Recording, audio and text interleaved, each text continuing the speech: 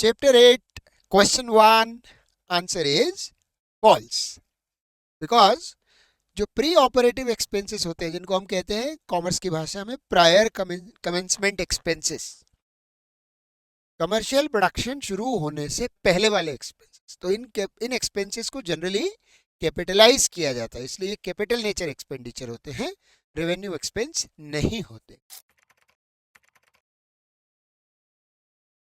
Question 2 answer is true. क्यों? Because ऐसा कोई भी खर्चा, ऐसा कोई भी एक्सपेंस जो हम करते हैं जिसका बेनिफिट करंट ईयर में मिलेगा, जिसका इंटेंशन है करंट ईयर में बेनिफिट लेने का, तो वो रेवेन्यू एक्सपेंडिचर कहलाता है। Question 3 answer is true. Any expenditure incurred in acquiring a permanent asset, long term asset, is a capital expenditure. Question 4 answer is false, because deferred revenue expenditures are those expenditures for which payment has been done or liability has been created but full benefit नहीं मिला है हमको, और हम ये मान के चलते, वी अज्यूम कि इसके बेनिफिट्स हमको आने वाले पीरियड में मिलते रहेंगे। Question 5 answer is true, because देखिए क्या लिखा है, हेवी एक्सपेंडिचर, मतलब the amount of expenditure is bigger. तो अगर आपने ज्यादा बड़ा खर्चा किया है तो डेफिनेटली उसके बेनिफिट्स आपको एक लंबे टाइम तक मिलेंगे, देयरफॉर ये माना जाता है कि ऐसे एक्सपेंसेस डिफर्ड रेवेन्यू एक्सपेंडिचर होते हैं। Question 6 answer is false, because कोई भी खर्चा जब आप किसी एसेट को वर्किंग कंडीशन में मेंटेन करने के लिए करते हो तो वो कैपिटल एक्सपेंडिचर नहीं होता, वो तो आप एक रूटीन खर्चा कर रहे हो ताकि एसेट की सेहत बनी रहे, आपको बेनिफिट मिलता रहे। ये कोई एसेट का वैल्यू अपग्रेड नहीं कर रहा है, तो अगर एसेट का वैल्यू इंक्रीज होता है, अपग्रेड होता है, लाइफ बढ़ती है एसेट की, तो वो कैपिटल एक्सपेंडिचर होता है। ये तो रनिंग मेंटेनेंस एक्सपेंस है, इसलिए ये रेवेन्यू एक्सपेंडिचर होगा। Question 7 answer is true, because we are spending money on making of a tool, right, which will be helpful in production process। तो कंपनी का एक एसेट बन रहा है, wages paid for production of goods is a revenue expenditure, but यहाँ तो हम tool बना रहे हैं जो कंपनी फैक्ट्री में खुद यूज करेगी और ये कंपनी का एक एसेट बनेगा। Question 8 answer is false. Why बेटा? Goodwill is an intangible asset which is a part of fixed asset. तो अगर आप गुडविल अक्वायर करने में खर्चा कर रहे हो तो you are purchasing goodwill which is a fixed asset, therefore जब भी कोई खर्चा फिक्स्ड एसेट को अक्वायर करने में किया जाता है उसको कैपिटल एक्सपेंडिचर कहा जाता है। Question 9 answer is again false. Why? Overhauling expenses on purchase of a second hand machine, बेटा हिस्टोरिकल कॉस्ट कॉन्सेप्ट लगाओ यहाँ पर। whenever you buy a machine whether new or old, if you spend money on making it workable useful, वो सारे खर्चे उसी की cost में ऐड किए जाते हैं और देयरफॉर वो कहलाते हैं capital expenditure. Question 10 answer is false, because you are spending money on replacement of worn out parts of machine। तो बेटा ये तो रूटीन प्रोसेस है, आपके यहाँ कोई मशीन है जिसको आप रेगुलरली यूज करते हैं और बार बार उसके कुछ पार्ट्स खराब होते हैं जिनको बदलते हैं हम और उससे हमारा काम चलाते हैं, तो आप इससे कोई मशीन का वैल्यू अपग्रेड नहीं कर रहे हैं, तो मेंटेनेंस का एक रूटीन पार्ट है और इसको कहा जाएगा रेवेन्यू एक्सपेंडिचर, ना कि capital expenditure.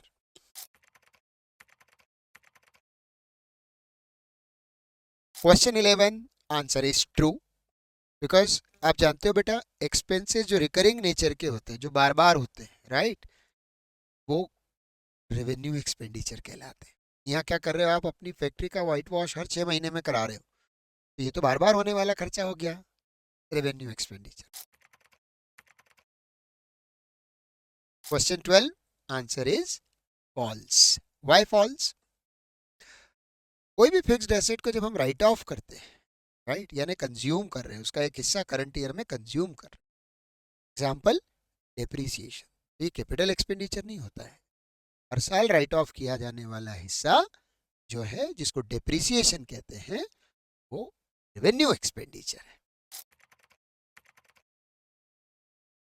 Question 13 answer is true, because legal fees paid to acquire a property, तो प्रॉपर्टी की कॉस्ट का हिस्सा हो गया ना, जैसे लैंड खरीदी, उसका रजिस्ट्रेशन कराया, तो वो उस प्रॉपर्टी की वैल्यू को बढ़ाता है, उसको कैपिटल एक्सपेंडिचर की तरह ट्रीट किया जाता है। वन टाइम एक्सपेंस है, नॉन रिकरिंग एक्सपेंस है। Question 14 answer is false, because you are spending money on revenue earning capacity. आप क्या कर रहे हो, अपने थिएटर में सिटिंग कैपेसिटी बढ़ा रहे हो, सीट्स बढ़ा रहे हो, तो बेटा ये तो लॉन्ग टर्म खर्चा हो गया ना, इसका बेनिफिट आपको बार बार मिलता रहेगा ना। अब तो हमेशा आपके यहाँ पर थिएटर में ज़्यादा जनता बैठेगी, मूवी देखेगी, पैसा आप कमाओगे, तो ये लॉन्ग टर्म एक्सपेंस होने के कारण कैपिटल एक्सपेंडिचर है, डिफर्ड रेवेन्यू एक्सपेंडिचर नहीं। Question 15 answer is true, because construction side पर अगर आप टेम्पररी शेड लगा रहे हो मटेरियल को स्टोर करने के लिए, तो ये तो एक इंसिडेंटल एक्सपेंस हो गया ना, मतलब उस एक्टिविटी का एक पार्ट है, उसके बिना कंस्ट्रक्शन होना पॉसिबल नहीं है, तो इसको हम कंस्ट्रक्शन की कॉस्ट में ही ऐड करेंगे, जो बिल्डिंग बन के तैयार होगी उसके कॉस्ट में इसको जोड़ेंगे, therefore it is a capital expenditure. Question 16 answer is false, absolutely false, क्योंकि यहाँ क्या हो रहा है, आप पैसा खर्च कर रहे हो अपने गाड़ी के इंजन की फ्यूल एफिशिएंसी बढ़ाने के लिए, तो इससे क्या होगा बेटा, इससे आपकी जो भी फिक्स्ड एसेट है उसका वैल्यू बढ़ेगा, अपग्रेड होगा, एफिशिएंसी अपग्रेड होगी, और एफिशिएंसी अपग्रेड करना, वैल्यू अपग्रेड करना, नया पार्ट लगाना मेजर एक्सपेंडिचर कहलाते हैं, और इनको हम कैपिटल एक्सपेंडिचर की कैटेगरी में रखते हैं।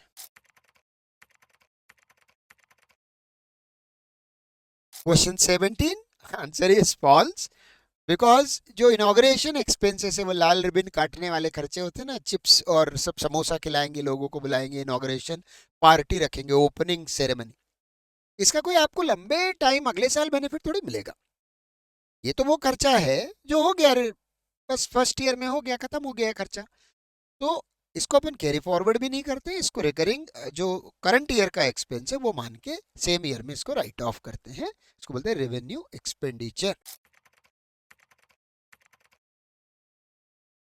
क्वेश्चन 18 आंसर इज फॉल्स, क्योंकि ऐसे एक्सपेंसेस जो है ये जनरली रेवेन्यू नेचर के एक्सपेंसेस होते हैं, वॉलेंटरी रिटायरमेंट वर्कर ले रहा है, कॉम्पनसेशन अपन उसको दे रहे हैं, मगर यहाँ पर अमाउंट का मैग्नीट्यूड बड़ा है, देखो अमाउंट बहुत बड़ा है, 2.5 करोड़ रुपया दे रहे हो आप उसको, राइट, वर्कर्स को, तो इसको हम for the benefit of organisation, for the benefit of accounting, deferred revenue expenditure मान सकते हैं, मगर कैपिटल एक्सपेंडिचर तो नहीं मानेंगे, क्योंकि कोई परमानेंट बेनिफिट हम अक्वायर नहीं कर रहे। Question 19 answer is false, because जो कंसल्टेंसी टीम को हम पैसा दे रहे हैं ताकि वो हमें सलाह दे कि किस तरह से हम वर्किंग कैपिटल एक्सपेंसेस को रिड्यूस कर सकें, तो इसका बेनिफिट बच्चों हमको बहुत लंबे टाइम तक तो नहीं मिलेगा, लेकिन आने वाले ईयर्स में तो मिलेगा ना, कंसल्टेंसी सर्विसेज का बेनिफिट हमको मोर देन 1 ईयर मिलेगा, पेमेंट अभी कर रहे हैं, बेनिफिट बाद में भी मिलता रहेगा, क्या बोलते हैं इसको, ऐसे एक्सपेंसेस को बोलते हैं deferred revenue expenditure. Question 20 answer is false, पढ़ो क्वेश्चन को, पता लगाओ आप खर्चा किस बात पे कर रहे हो, यू आर स्पेंडिंग मनी, आप वेजेस दे रहे हो वर्कर्स को, लेकिन किस बात की वेजेस दे रहे हो, प्लांट के पार्ट्स बनाने की, तो ये तो भैया फिक्स्ड एसेट है ना, प्रॉपर्टी प्लांट इक्विपमेंट तो ऐसी चीजों को तो बच्चों हम फिक्स्ड एसेट में क्लासिफाई करते हैं, और ये कैपिटल एक्सपेंडिचर की गिनती में आता है। क्वेश्चन 21 आंसर इज फॉल्स, नहीं नहीं, ये अक्रूवल अजम्पशन का आउटकम नहीं है बच्चों।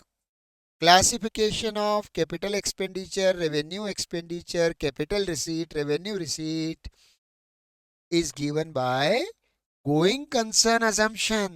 Therefore, accrual is not the correct answer. Question 22, answer is false. Because वो जो रियल स्टेट वाला है उसका काम ही है जमीनें खरीदना, घर बनाना, दुकानें बनाना, बेचना। तो लैंड एंड बिल्डिंग अगर बेच रहा है तो ये उसके लिए इन्वेंट्री है, एक तरह का उसका रूटीन काम है, रोजी रोटी है उसकी, तो ये रिकरिंग होगा, तो इसको रेवेन्यू रिसीट बोलेंगे। क्वेश्चन 23, आंसर इज फॉल्स, एकदम गलत बात।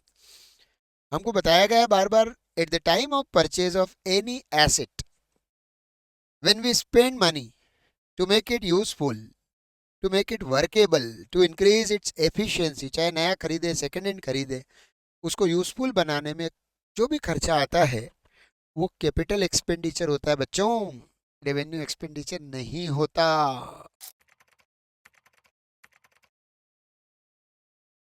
क्वेश्चन 24, आंसर इज फॉल्स, क्योंकि आप सिनेमा हॉल में एक और गेट बना रहे हो एग्जिट के लिए, क्योंकि कानून बनाया, सरकार ने कहा, लॉ एंड ऑर्डर बोल रहा है कि एक एग्जिट और बनाओ, तो आपने बना दिया। तो भाई ये तो आपका परमानेंट एसेट क्रिएट हो गया ना, वो एग्जिट आपको खाली इस साल थोड़ी काम आएगा, वो गेट तो आपके लिए परमानेंट एसेट हो गया, capital expenditure. Question 25, answer is false, because अभी तो पढ़ा अपन ने, कोई भी एसेट खरीदते समय उसके लिए जो भी खर्चा करते, यूजफुल बनाने में, उसकी ओनरशिप लेने में, उसकी वैल्यू को अपग्रेड करने में, सब कैपिटल एक्सपेंडिचर होता है। आप रजिस्ट्रेशन फीस दे रहे हो बिल्डिंग खरीदते समय, तो बिना रजिस्ट्री के तो बिल्डिंग का लीगल राइट आपको नहीं मिलेगा ना, ये तो कैपिटल एक्सपेंडिचर कहलाएगा, रेवेन्यू एक्सपेंडिचर थोड़ी होगा ये।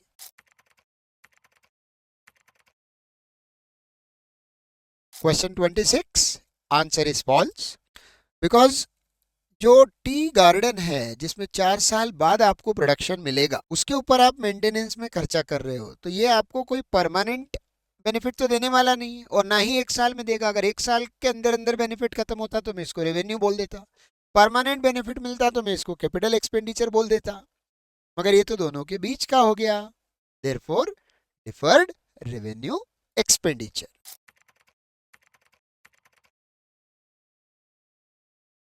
क्वेश्चन 27, आंसर इज फॉल्स, क्योंकि साफ दिख रहा है बच्चों, पढ़ोगे तो आपको समझ में आएगा, ये इंस्टॉलेशन कॉस्ट है मशीन की, एक प्लेटफॉर्म बना रहे हो जिसके ऊपर मशीन को फिक्स करोगे, तो ये कोई टेम्पररी एक्टिविटी है, ये तो long term activity, permanent activity, लंबे टाइम की एक्टिविटी, इसको बोलेंगे capital expenditure. Question 28, answer is false. मेरे बच्चों को सोच रहे होंगे सर क्यों हंस रहे हैं, सी नाम से ही समझ में आ रहा है वो डिफर्ड रेवेन्यू एक्सपेंडिचर है, एडवर्टीजमेंट एक्सपेंडिचर, जिसका बेनिफिट ज़्यादा मिलेगा 1 साल से ज़्यादा के लिए, लेकिन बहुत लंबे टाइम के लिए भी नहीं मिलेगा, तो ना तो 1 साल का है ना परमानेंट है, सेंटर में है deferred revenue expenditure.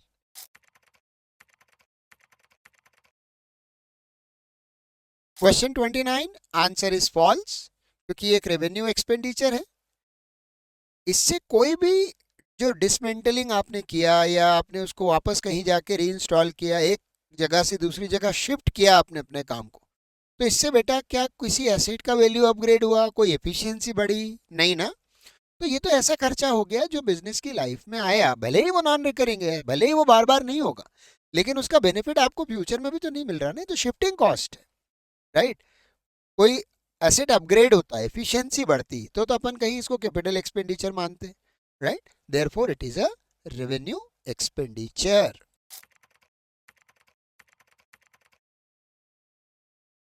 Question 30, answer is false. साफ समझ में आ रहा है बच्चों, अगर आप पढ़ें अपन तो उसमें क्या हो रहा है, आपके एसेट का वैल्यू अपग्रेड हो रहा है, उसकी एफिशिएंसी बढ़ रही है, जिसका बेनिफिट आपको आगे मिलेगा, तो परमानेंट नेचर का एक्सपेंस हो गया, कैपिटल एक्सपेंडिचर कहलाएगा। अपन ने बार बार इस बारे में बात की है और बहुत आसानी से आप इसको बता सकते हो कि ये कैपिटल एक्सपेंडिचर है। Question 31, answer is false, because ये गुड्स से रिलेटेड है, इन्वेंट्री से रिलेटेड है। इंपोर्टेड गुड्स कॉन्फिस्केट हो गए, जब्त हो गए, कस्टम ड्यूटी या जो भी लीगल रॉन्ग अपने से हुआ उस कारण वो गुड्स वहां पर जब्त हो गए, तो नुकसान हो गया। तो ये नुकसान तो इन्वेंट्री का लॉस है ना हमारा। तो ये ना तो लॉन्ग टर्म है, ना तो ये बहुत 1 ईयर से ज्यादा वाला बेनिफिट देने वाला है, ऐसा कोई लॉस है। ये गुड्स का लॉस है, ऑपरेशनल लॉस है, देयरफॉर इसको रेवेन्यू लॉस कहा जाएगा, लॉस नहीं कहा जाएगा। Question 32, answer is false, because ऐसा कुछ नहीं लिखा है इसमें कि ये 1 साल से ज्यादा बेनिफिट देगा। एक नॉर्मल एडवर्टीजमेंट एक्सपेंस है दोस्तों। तो normal expenditure on advertisement is तो रूटीन रिकरिंग ऑपरेशनल एक्सपेंस, तो इसको रेवेन्यू एक्सपेंडिचर कहा जाएगा। कैपिटल भी नहीं कहेंगे और डिफर्ड रेवेन्यू एक्सपेंडिचर भी नहीं कहेंगे। क्वेश्चन 33, आंसर इज फॉल्स, क्योंकि ये बार बार होने वाला खर्चा नहीं। आपने एक नियॉन साइन बोर्ड बना के एयरपोर्ट पे लगवाया, तो ये तो एक फिक्स्ड एसेट जैसा हो गया ना, जिसको आप एक तो ज़्यादा लंबे टाइम तक यूज़ कर सकते हैं, दूसरा उसका रीसेल भी है। जब मान लीजिए उसका टाइम खत्म होगा तो आप उसको उतार के उसकी स्क्रैप को बेच के कुछ तो हासिल कर सकते हो। Therefore it is a capital expenditure.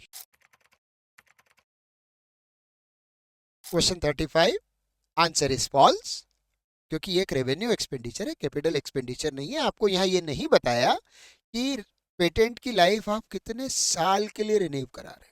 अगर 1 साल से ज्यादा होता तो फिर भी अपन सोचते हैं, यहाँ तो खाली इतना बताया कि रिन्यूअल फी है। तो पेटेंट के थ्रू तो हम प्रोडक्शन करेंगे, गुड्स एंड सर्विस प्रोड्यूस करके रेवेन्यू कमाएंगे, तो रेवेन्यू एक्सपेंडिचर हो गया। Question 36, answer is false, because it is a capital expenditure. ये आपकी फैक्ट्री स्टेब्लिश करने के लिए लाइसेंस ले रहे हो आप, तो आपकी फैक्ट्री बिना लाइसेंस के स्टेब्लिश नहीं हो पाएगी, राइट। ये तो परमानेंट काम हो गया, लाइसेंस मिला, factory start, capital expenditure. Question 37, answer is false. Sir मुस्कुरा क्यों रहे हो? अरे बेटा, कितनी बार आपने पढ़ा, कोई भी एसेट की वर्किंग एफिशिएंसी बढ़ाने पे जो भी खर्चा होता है वो कैपिटल एक्सपेंडिचर होता है, रेवेन्यू एक्सपेंडिचर नहीं होता।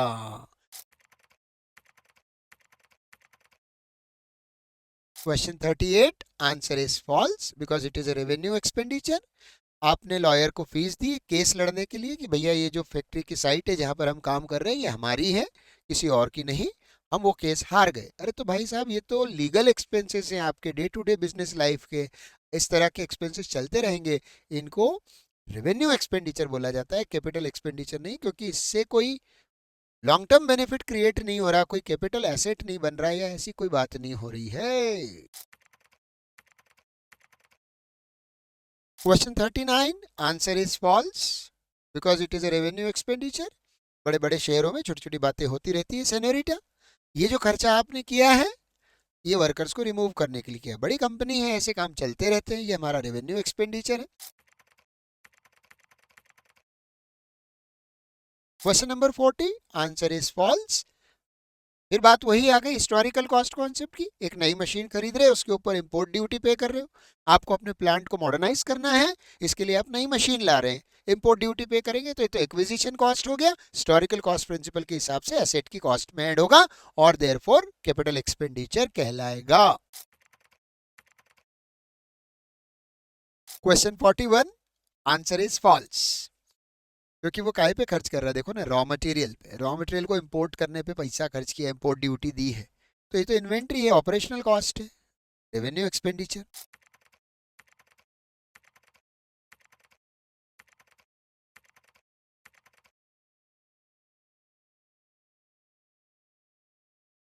Question 42, answer is false. बेटा ये कैपिटल एक्सपेंडिचर है राजा, क्योंकि आपने जो लोन लिया उस लोन का जो इंटरेस्ट अक्रू हुआ है, वो क्यों लिया था लोन आपने?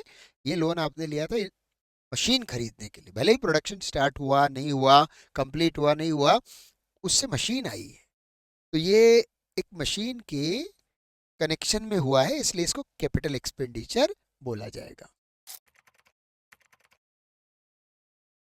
क्वेश्चन 43, आंसर इज फॉल्स, क्योंकि ये कोई शर्त नहीं है कि अमाउंट अनरिजनेबली बड़ा है तो वो कैपिटल एक्सपेंडिचर ही होगा। देखा जाएगा वो किस पे खर्च किया जा रहा है, ऑब्जेक्टिव क्या है, इंटेंशन क्या है। तो अगर मैंने मान लीजिए 20 लाख रुपए का खर्चा किया है payment of outstanding salary for last 3 months to so many workers, तब ये खर्चे का साइज तो बड़ा हो गया, तो क्या ये कैपिटल एक्सपेंडिचर हो गया? नहीं साहब, ये जरूरी नहीं है, ये रेवेन्यू एक्सपेंडिचर भी हो सकता है। Question 44, answer is false. आपने कंपनी अकाउंट्स चैप्टर पढ़ा है बेटा, आप जानते हो सिक्योरिटीज प्रीमियम जो है वो कैपिटल रिसीट होता है। जब शेयर इशू करते हैं, डिबेंचर इशू करते हैं, उसके साथ जो एक्स्ट्रा मनी मिलता है, जब हम अपने शेयर्स को फेस वैल्यू से ऊपर इशू करते हैं तो जो एक्स्ट्रा मनी आती है उसको सिक्योरिटीज प्रीमियम बोलते हैं, और ये कैपिटल गेन होता है, कैपिटल रिसीट।